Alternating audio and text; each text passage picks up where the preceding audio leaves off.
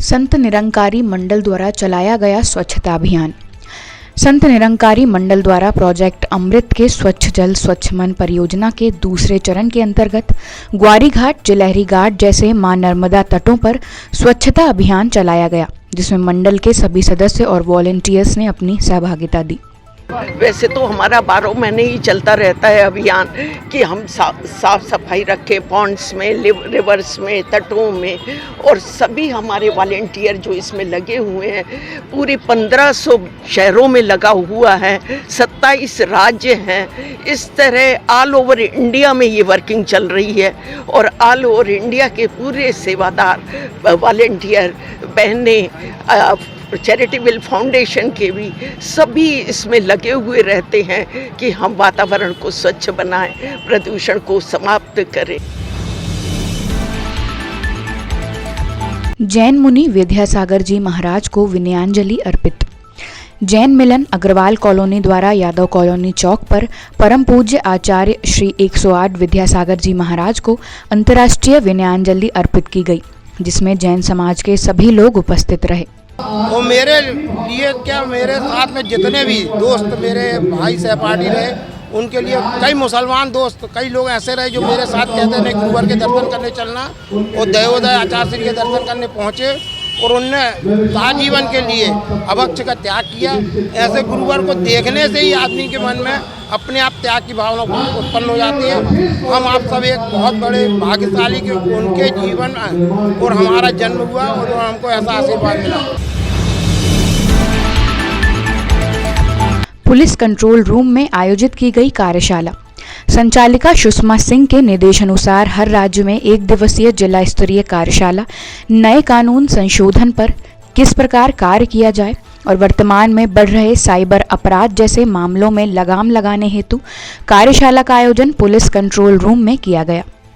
इस कार्यशाला का मुख्य उद्देश्य है कि जो अभी नवीन कानून संशोधन आए हैं उन पर कैसे काम करना है और उन पर क्या कार्रवाई हो, पुलिस को आने वाली समस्या, अभियोजन को आने वाली समस्या, न्यायालय को आने वाली समस्याओं का समाधान शीघ्र कर सके, क्योंकि जो नए कानून हैं विस्तार से बने हुए हैं। उस पर आज गेस्ट लेक्चर ज्योति से आएंगे। इसके अलावा क्रिमिनल लॉयर श्री संकल्प कोचर साइबर अपराध पर लेक्चर देंगे। साथ में अभिषेक दीक्षित हैं सीनियर अभियोजन अधिकारी, वो भी साइबर अपराध पर प्रकाश डालेंगे। समरसता सेवा संगठन द्वारा आयोजित की गई बैठक। आयोजित बैठक में आगामी होली के त्योहार के लिए रूपरेखा बनाई गई, जिसका उद्देश्य है कि सभी समाज के लोग इसमें सहभागिता दें और पारंपरिक रूप से होली का त्योहार सभी मिलकर मना सकें, जिसके लिए सभी के सुझाव लिए गए। संगठन का उद्देश्य समरसता पूर्ण होली का त्योहार मनाना है। समरसता सेवा संगठन की आज बैठक इस कारण से थी कि सब मिलकर होली का त्यौहार किस तरीके से मनाएं, जिसमें सभी समाज के लोग समाहित हों और सब मिलकर एक दूसरे के साथ अपने भावों, विचारों को एकता के साथ एक सूत्र में बांधते हुए होली की वो जो पारंपरिक तरीके से हम लोग बनाते थे उसको बड़े सौहार्द वातावरण में बनाकर और शहर को एक संदेश दें कि होली हमारा वो त्यौहार है जिससे हम सब अपने जब बाल्यकाल में होते थे तो हम लोग एक दूसरे से कैसे एक साथ जुड़ते थे, वो दिलों के जुड़ाव जो है वो आज तक हैं। आज भी हम चाहते हैं कि सामाजिक समरसता। मध्य प्रदेश कांग्रेस कमेटी द्वारा आयोजित की गई पत्रकार वार्ता। सौरभ नाटी शर्मा ने पत्रकारों से चर्चा करते हुए केंद्र द्वारा बनाई गई शिक्षा नीति को तुगलक का फरमान बताया और इसे षड्यंत्र कहा कि यह शिक्षा व्यवस्था नहीं व्यवसाय है जो कि शिक्षा नीति को कमजोर करता है। कहा हमने केंद्रीय शिक्षा नीति का खुलासा किया है और केंद्रीय शिक्षा मंत्री और प्रधानमंत्री को ज्ञापन देने की बात कहते हुए देश स्तर पर आंदोलन की चेतावनी भी दी। देखिए, केंद्र की सरकार ने एक तुगलकी फरमान प्रस्तुत करके इस देश की शिक्षा नीति को, शिक्षा व्यवस्था को एक षड्यंत्रपूर्ण तरीके से कमज़ोर करने का एक तुगलकी फरमान जारी किया गया।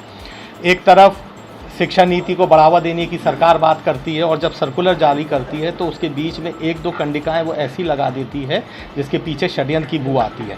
हम लोगों ने जो जनवरी 2024 में केंद्रीय शिक्षा मंत्रालय ने शिक्षा नीति जारी करी है उसका खुलासा करा है। इसमें केंद्रीय शिक्षा मंत्रालय के द्वारा आदेश पारित किया गया है कि हिंदुस्तान में जो बच्चा 10वीं तक अथवा 16 वर्ष तक का है वो कोचिंग व्यवस्था नहीं ले सकता, कोचिंग में पढ़ नहीं सकता। आप कल्पना कर सकते हैं कि इस देश का भविष्य, इस देश का बच्चा जो कि भविष्य में चल के इस देश की ऊर्जा बनने जा रहा है, स्ट्रेंथ बनने जा रहा है, उसकी अगर आप प्राथमिकी को ही कमज़ोर करेंगे, उसकी अगर प्राइमरी को ही आप कमज़ोर करेंगे, तो मैं समझता हूँ एक बहुत बड़ा षड्यंत्र है कि इस देश का बच्चा अशिक्षित रहे। और जिस तरीके से वो शिक्षित होकर देश से सवाल पूछता है, सरकार से सवाल पूछता है, सत्ता से सवाल पूछता है, तो वे सवाल पूछने के लायक ही ना बचे। आप सोच सकते हैं कि जब बच्चा पहली से लेकर 10वीं तक रहता है, उतना परिपक्व नहीं होता, उतना मैच्योर नहीं होता, थोड़ी मैच्योरिटी उसके बाद आती है, उसके पास आती है तो 10वीं कक्षा के बाद आती है, पहला।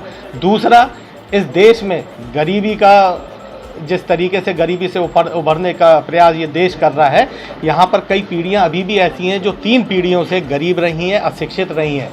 जैसे तैसे करके उन पीढ़ियों ने एक सामर्थ्य जुटाया, एक मेहनत करी कि हमारे आगे आने वाली जो पीढ़ी है, हम अगर अशिक्षित रहे हैं, हम अगर अभाव में रहे हैं, तो कम से कम मेहनत करके हम अपने बच्चे को अच्छी शिक्षा दिला पाएँ ताकि उसका भविष्य बन सके। वह परिवार जो कि अशिक्षित है, अगर उसके बच्चे को प्राथमिक शिक्षा ट्यूशनों में, कोचिंगों में अगर नहीं मिलती हैं, तो उनके बूते की बात नहीं है कि वे घर में उसको पढ़ा सके। ये तमाम विसंगतियां इस सर्कुलर के जारी होने से इस देश को सामना करना पड़ेगा। इस बात का हम लोग विरोध करते हैं, इस तुगलकी फरमान का हम लोग विरोध करते हैं। इसको लेके कल 3 बजे कलेक्टर महोदय के द्वारा हम लोग इस देश के प्रधानमंत्री, केंद्रीय शिक्षा मंत्री और इस प्रदेश के मुख्यमंत्री को हम लोग ज्ञापन प्रेषित करने जा रहे हैं कि ये जो कंडिका जो कि जन विरोधी है, इस देश के भविष्य विरोधी है, इसको आप तत्काल विलोपित करने का काम करें। नहीं तो उन अभिभावकों के साथ जिनके खिलाफ ये षड्यंत्र रचा गया है, उनको साथ में लेकर कांग्रेस पार्टी एक बहुत बड़ा आंदोलन सड़कों पे करने जा रही है।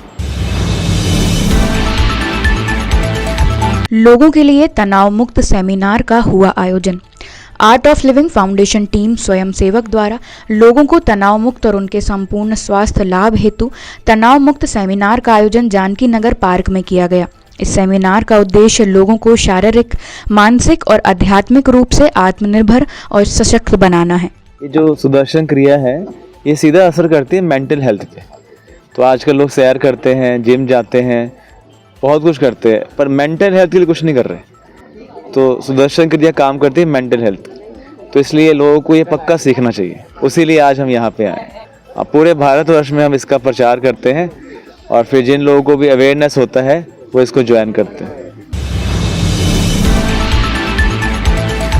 जबलपुर में बढ़ रहे अतिक्रमण के विरोध में सड़कों पर उतरे वरिष्ठ नागरिक। जबलपुर की विजन जबलपुर संस्था के सदस्य आज सड़कों पर नजर आए, जिन्होंने पैदल मार्च निकाला और जबलपुर की सड़कों को अतिक्रमण मुक्त कर आवागमन हेतु सुगम बनाने के लिए जन जागृति की पहल की गई।